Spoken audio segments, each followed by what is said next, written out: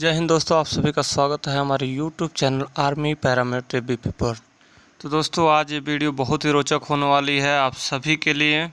तो दोस्तों पूरी जानकारी यानी फुल इन्फॉर्मेशन के साथ इस वीडियो के लास्ट तक आप बने रहिए और देखें पीएम किसान मानधन योजना 2022। पीएम किसान मानधन योजना क्या है? 60 साल बाद 3000 प्रति महीने का पेंशन। आखिर किसके लिए है पीएम मानधन योजना? कौन कर सकता अप्लाई? ये सारी चीज़ें जानेंगे दोस्तों आगे इस वीडियो में।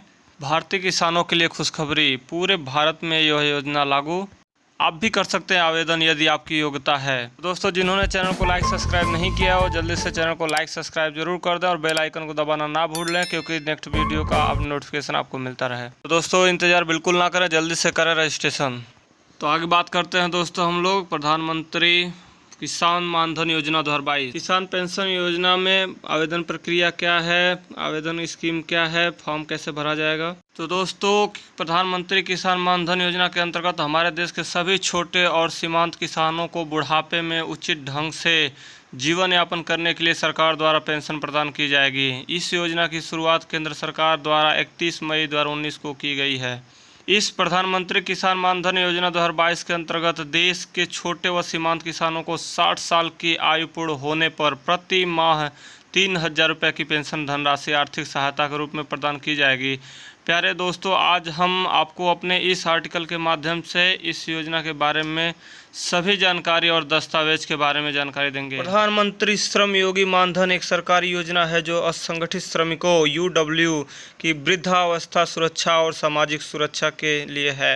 असंगठित श्रमिक की बात करें यानी यूडब्ल्यू की दोस्तों तो इसमें ज़्यादातर घर में काम करने वाले street vendor, mid day meal worker, head loader, ईंट भट्ठा मजदूर, मोची, कूड़ा बीनने वाले, घरेलू कामगार, धोबी, रिक्शा चालक, भूमिहीन मजदूर, खुद के अकाउंट वर्कर के रूप में लगे हुए हैं, कृषि श्रमिक, निर्माण श्रमिक, बीड़ी श्रमिक, हथकरघा श्रमिक, चमड़ा श्रमिक, दृश्य श्रव्य श्रमिक या समान अन्य व्यवसायों में काम करने वाले श्रमिक देश के ऐसे करीब 42 करोड़ असंगठित कामगार हैं। यह एक स्वैच्छिक और अंशदायी पेंशन योजना है जिसके तहत लाभार्थी को 60 वर्ष की आयु प्राप्त करने के बाद 3000 रुपये प्रति माह की न्यूनतम सुनिश्चित पेंशन प्राप्त होगी और यदि लाभार्थी की मृत्यु हो जाती है तो लाभार्थी का पति 50% यानी 50% प्राप्त करने का हकदार होगा। परिवार पेंशन के रूप में पेंशन पारिवारिक पेंशन केवल पति या पत्नी पर लागू होती है। तो दोस्तों आगे बात करते हैं इस योजना को और किस नाम से जानते हैं। इस योजना को किसान पेंशन योजना भी कहा जाता है। इस किसान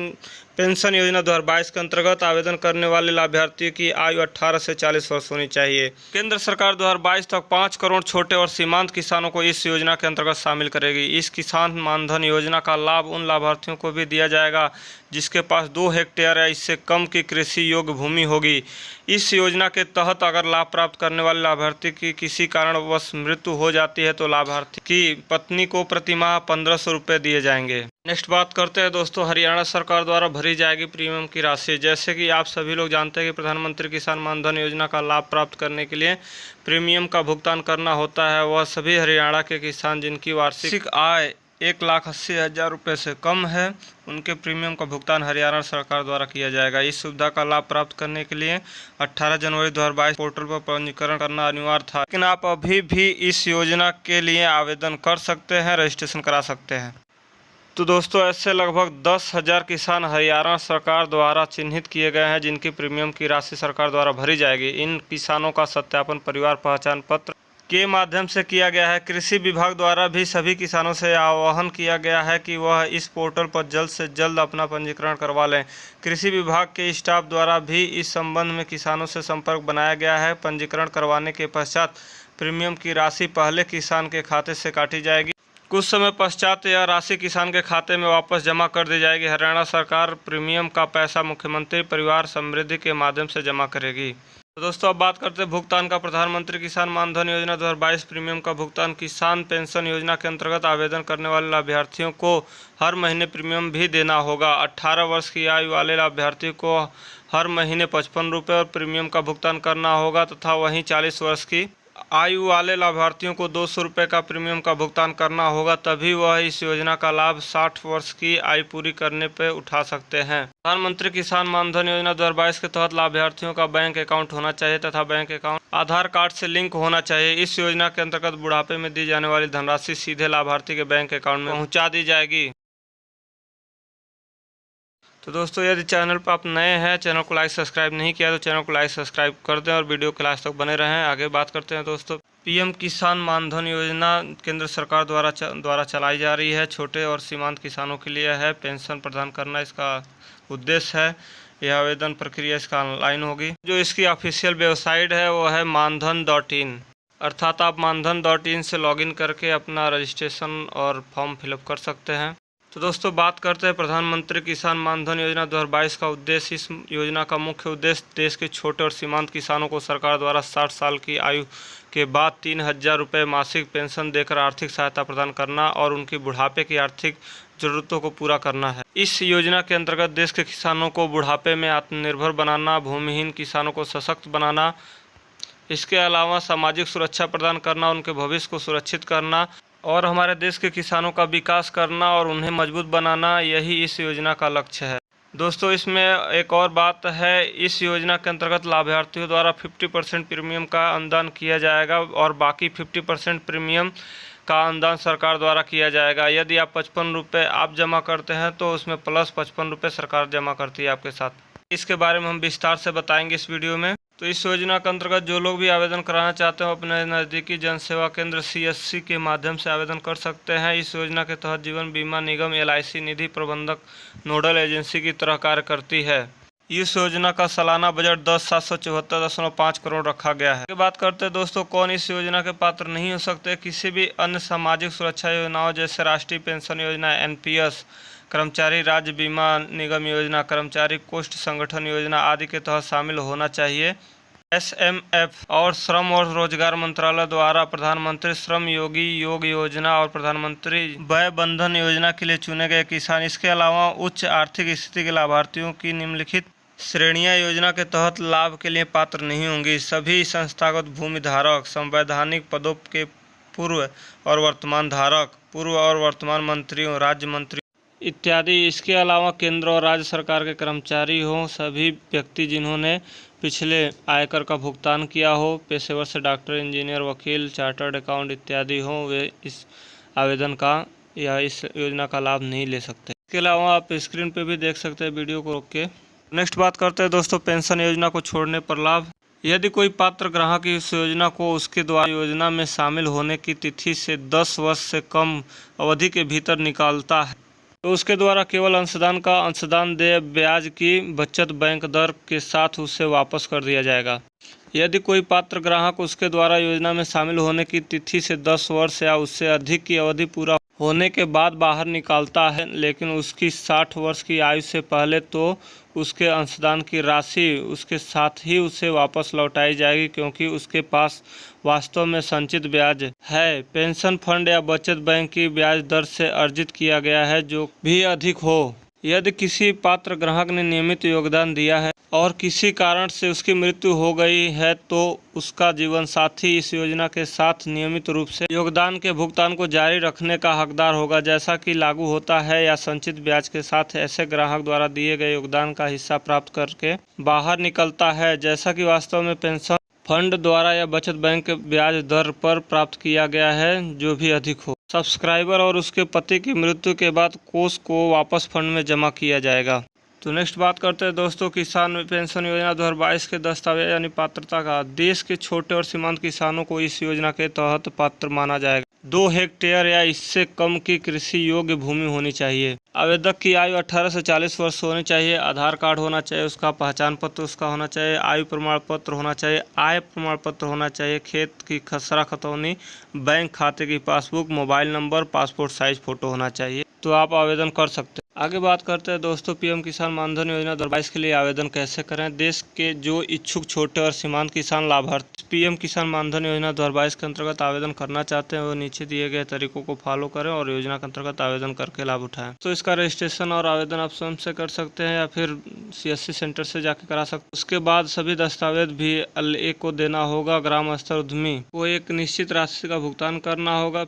फिर वह आपका आवेदन आपके आधार कार्ड से जोड़ के आपका व्यक्तिगत विवरण जैसे बैंक अकाउंट इत्यादि को जो हर महीने पैसा जमा करना है उसका आपका ऑटोमेटिक गणना करके दिखाएगा वहां से। दोस्तों नेक्स्ट बात करते हैं लॉगिन प्रोसेस क्या है। सर्वप्रथम आपको प्रधानमंत्री किसान मानधन योजना की आधिकारिक वेबसाइट पर जाना होगा। अब आपके सामने होम पेज खुलेगा। होम पेज पर आपको साइन इन के विकल्प पर क्लिक करना होगा।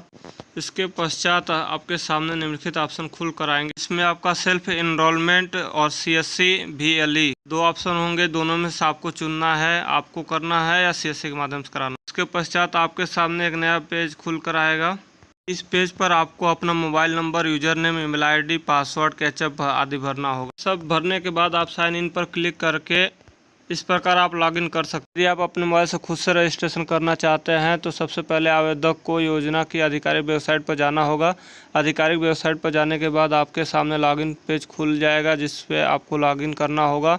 लॉगिन करने के बाद आपको अपना फ़ोन नंबर भरना होगा जिससे पंजीकरण को उसके नंबर से जोड़ा जा सके और अन्य सभी पूछी गई जानकारी जैसे नाम, पता, मोबाइल नंबर, कैप्चर कोड आदि भी भरनी होगी। सब भरने के बाद आपको जनरेट OTP पर क्लिक करना होगा। इसके बाद आपके पंजीकृत मोबाइल नंबर पर एक OTP आएगा जिसे आपको खाली बॉक्स में भरना होगा। फिर एक आवेदन फॉर्म आपके सामने प्रदर्शित होगा। फॉर्म ओपन होने के बाद इसमें अपना व्यक्तिगत सभी जानकारी जैसे बैंक अकाउंट नंबर या इससे संबंधित जो भी जानकारी है वो सभी भरने के बाद आपको सबमिट करना होगा। सबमिट करने के बाद आप आवेदन फॉर्म का प्रिंट आउट निकाल लें और भविष्य के लिए उसे सुरक्षित रख लें।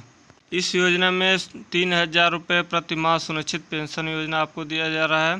स्वैच्छिक और अंशदायी पेंशन योजना भारत सरकार द्वारा आपके योगदान में मिलान करके बढ़ाया जा रहा है जो इस प्रकार है। यदि आपकी एज 18 है, 18 वर्ष आयु है आपकी, तो 55 रुपये आपको देना है प्लस उसमें आपका केंद्र सरकार द्वारा 55 रुपये देके यानी टोटल 110 रुपये आपका प्रत्येक माह जमा किया जाएगा जो आपको 60 साल के बाद 3000 मासिक पेंशन दिया जाएगा। 18 से 40 वर्ष के सभी लोगों के लिए बताना चाहूँगा कि कितना किसको जमा करना है। यदि आप 19 वर्ष का है तो 58 रुपये प्रत्येक मंथ जमा करना है। 20 साल के हैं तो 61 रुपये, 21 वालों के 64 रुपये और 22 साल की एज वालों को 68 रुपये, 23 साल वालों के लिए 72, 24 के लिए 76, 25 वर्ष के लिए 80 रुपये, 26 वर्ष के लिए 85 रुपये, 27 वर्ष के लिए 90 रुपये, 28 वर्ष वालों के लिए 95 रुपये, 29 वर्ष वालों के लिए 100 रुपये। इसमें जितनी धनराशि आप जमा कर रहे हैं प्लस उतना ही केंद्र सरकार की तरफ से आपके योजना के लिए जमा किया जा रहा है। यदि आप 100 रुपये करते हैं तो 100 रुपये सरकार की तरफ से मिला के यानी 200 रुपये आपके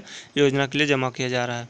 30 वर्ष के हैं तो 105 रुपये, 31 वर्ष के हैं तो 110 रुपये, 32 वर्ष के हैं तो 120 रुपये, 33 वर्ष के हैं तो 130 रुपये, 34 वर्ष के तो 140 रुपये, 35 वर्ष वालों के लिए 150 रुपये, 36 वर्ष वालों के लिए 160 रुपये, 37 वर्ष वालों के लिए 170 रुपये जमा करना है प्रत्येक महीने। 60 साल के बाद उनको 3000 रुपये मासिक वेतन मिलेगा सभी को। और लास्ट में है 36 एज वालों के लिए 160, 37 वालों के लिए 170, 38 वालों के लिए 180, 39 वालों के लिए 190 और 40 वालों के लिए 200 रुपये पर मंथ जमा करना है। दोस्तों आप खुद जोड़ लीजिए कितना पैसा आप जमा करें और सरकार आपको हर महीने कितना दे रही है। तो बहुत ही बेनिफिट है दोस्तों, इसमें बहुत अच्छा फ़ायदा है, आप कर सकते हैं, इसका लाभ ज़रूर उठाएं। इसके अलावा दोस्तों लाभार्थी की यदि मृत्यु हो जाती है तो लाभार्थी की पति 50% प्राप्त करने का हकदार होगा पारिवारिक पेंशन। इस योजना की परिपक्वता यानी समय अवधि पूरा हो जाने के बाद प्रति माह व्यक्ति को 3000 रुपये पेंशन दिया जाएगा। एक बार जब आवेदक 60 वर्ष की आयु प्राप्त कर लेता है तो वह पेंशन राशि का दावा कर सकता है। प्रत्येक माह एक निश्चित पेंशन राशि संबंधित व्यक्ति के पेंशन खाते में जमा की जाती है। तो नेक्स्ट बात करते हैं दोस्तों पात्रता पर क्या लाभ है। यदि पात्र लाभार्थी के नियमित योगदान दिया है और 60 वर्ष की आयु प्राप्त करने से पहले किसी भी कारण से अस्थायी रूप से अक्षम हो गया है और इस योजना के तहत योगदान जारी रखने में असमर्थ है तो उसका पति या पत्नी नियमित रूप से भुगतान करके योजना के साथ जारी रखने का हकदार होगा। इस तरह के लाभार्थी द्वारा जमा किए गए अंशदान का हिस्सा पेंशन फंड द्वारा वास्तव में अर्जित ब्याज या बचत बैंक ब्याज दर पर ब्याज जो भी अधिक हो प्राप्त करके योजना से बाहर निकलें। दोस्तों, यह संगठित क्षेत्र में कार्यरत EPFO, NPS, ESIC के सदस्य हैं या एक आयकरदाता हैं तो इस सेवा का लाभ नहीं ले सकते हैं। तो योजना के लिए आपको हेल्पलाइन नंबर स्क्रीन पर दिखाया जा रहा है, email ID दिखाई जा रही है, ministry of agriculture and farmers welfare, government of India की। तो दोस्तों, जिन्होंने अभी चैनल को लाइक सब्सक्राइब नहीं किया वो चैनल को लाइक सब्सक्राइब जरूर कर दें। और हमारे यूट्यूब चैनल पे और भी काफ़ी सारी वीडियो अपलोड है तो आप वहां विजिट करके देख सकते हैं। नेक्स्ट वीडियो में इससे अच्छी और जानकारी लेके मिलेंगे। दोस्तों, यदि आपको आर्मी, पैरामिलिट्री या फोर्स में भर्ती होने से संबंधित किसी भी प्रकार की जानकारी चाहिए तो आप कमेंट बॉक्स में कमेंट करके पूछ सकते हैं। NCC कैसे कराएं, आर्मी को कैसे ज्वाइन करें, CID के बारे में, इन सभी प्रकार की वीडियो हमारे army, paramilitary, BP YouTube channel पे पहले से अपलोड हैं तो आप वहां पे विजिट करके देख सकते हैं। अच्छा लगे तो सभी को शेयर जरूर करें दोस्तों। तो आप सभी को हमारे तरफ से जय हिंद, जय भारत।